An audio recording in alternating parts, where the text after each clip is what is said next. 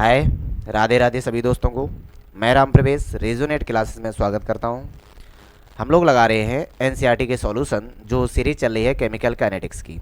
तो chemical kinetics में अभी तक 5 क्वेश्चन हो चुके हैं और अगला क्वेश्चन हम लोग आज सॉल्व करने वाले हैं, question number 6।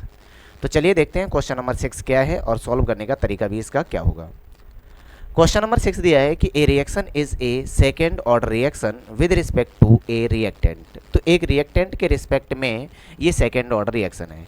How is the rate of reaction affected if the concentration of the reactant, मतलब है कि रेट पे क्या इफेक्ट पड़ेगा अगर हम रिएक्टेंट जो दिया है उसके कंसंट्रेशन को डबल कर दें और सेकेंड बार में आप हाफ कर दें। तो इसका मतलब ये रिएक्शन हमें 2 स्टेप में कंप्लीट करनी है। तो चलिए सॉल्व करते हैं। अब क्वेश्चन में कह रहा है कि ये एक रिएक्टेंट ऑर्डर है, तो मतलब ये सेकेंड ऑर्डर रिएक्शन है, जिसमें से हमने बोला कि अगर हमारे पास रिएक्टेंट है और ये कन्वर्ट हो रहा है प्रोडक्ट में, तो इस रिएक्शन के लिए आप रेट लॉ लिखोगे। तो रेट लॉ कहता है rate constant into concentration R, और ये सेकेंड ऑर्डर रिएक्शन है तो आपको पावर 2 लगानी पड़ेगी।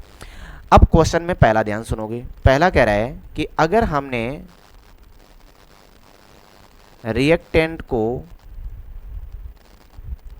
डबल कर दिया, रिएक्टेंट को हमने कैसा कर दिया, डबल। तो अगर हम रिएक्टेंट को डबल करेंगे तो रेट ऑफ रिएक्शन पे इफेक्ट क्या आएगा। तो चलिए देखते हैं कि अब हम ये कह रहे हैं कि हमारा जो रेट बनेगा नया, वो क्या होगा आपका, रेट कांस्टेंट एंड,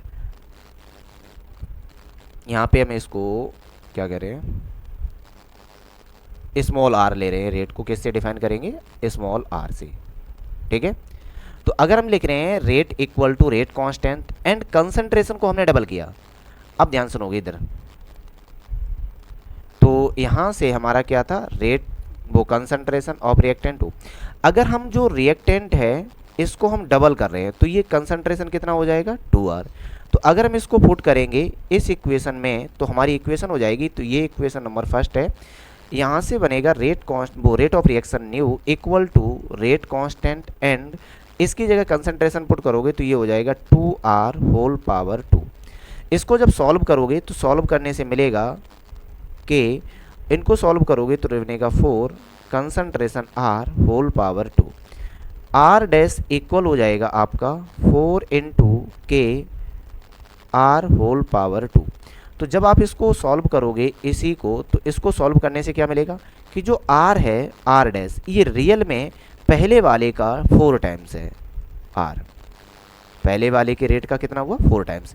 तो यही इसका आंसर है कि अगर आप concentration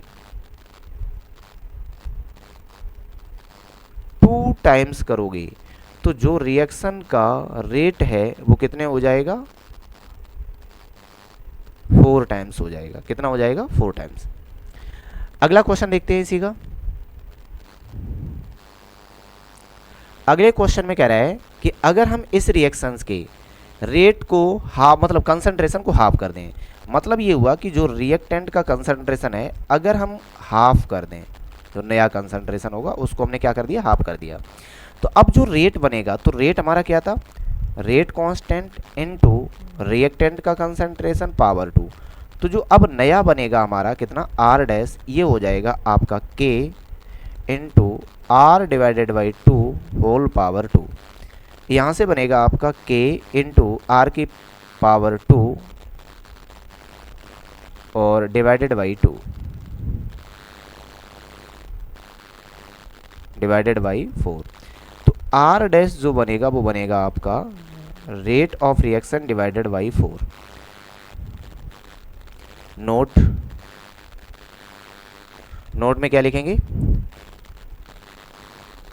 new rate of reaction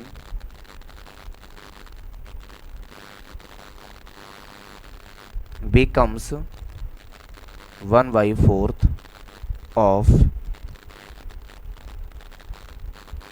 initial rate of reaction.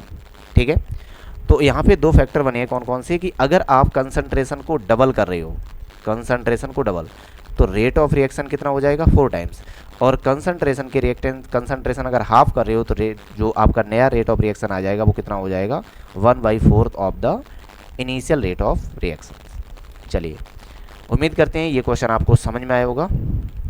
ठीक है, तो बहुत बहुत धन्यवाद आपको वीडियो देखने के लिए। ऐसे ही वीडियो देखने के लिए हमारे चैनल को सब्सक्राइब करें, लाइक करें और ज़्यादा से ज़्यादा अपने फ्रेंड सर्किल में शेयर करें। थैंक्स।